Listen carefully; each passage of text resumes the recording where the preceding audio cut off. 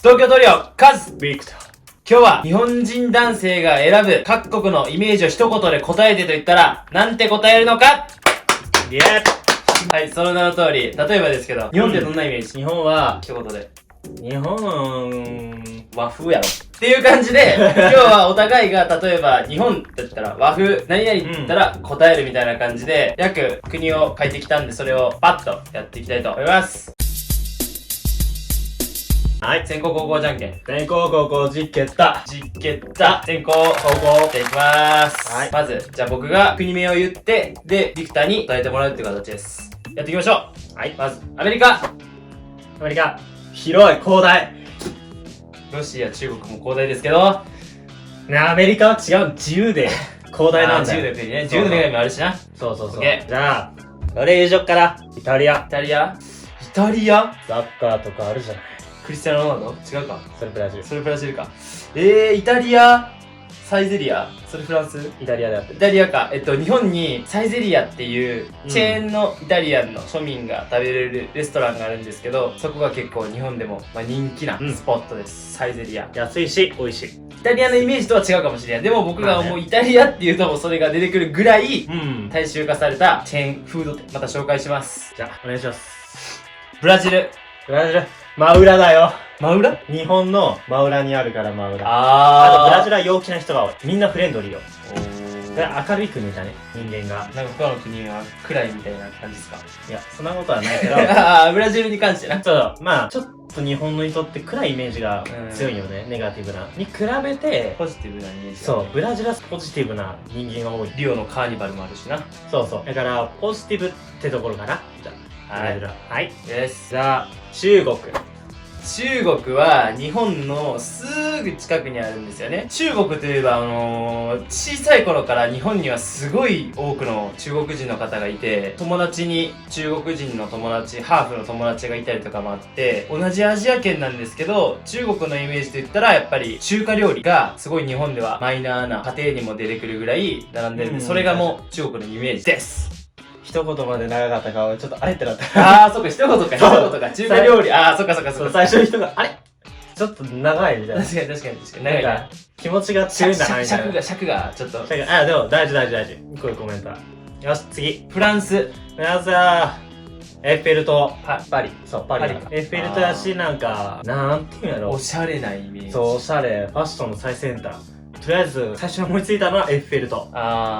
イメージね。一言やもんな。そう。じゃあ、どうしよっかな。じゃあ、スペインはスパニッシュは赤と黄色のイメージが強い。本当に。国旗ね。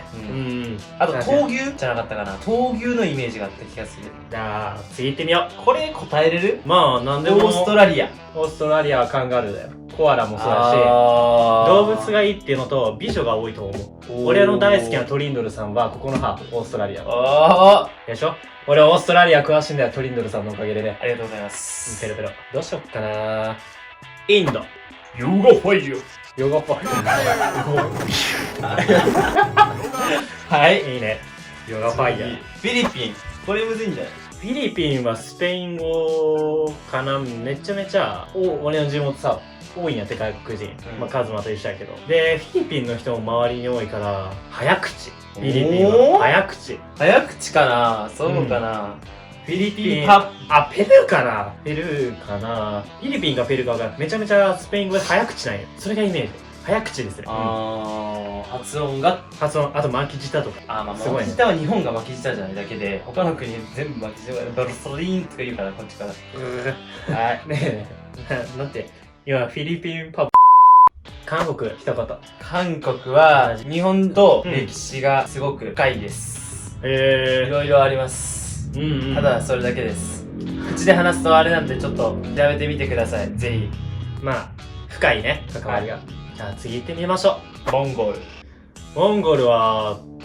トルコやな。トルコアイス。そっちが出た？あと、大草原と、モンゴルの相撲みたいな。相撲。あれ相撲な？モンゴル相撲っていうの？なんか正式名称あるよ。朝青龍モンゴル人やからな。そうや。やで強い。ちなみに日本で一番その強いジャパニーズ相撲と呼ばれるのはもうほぼモンゴル人。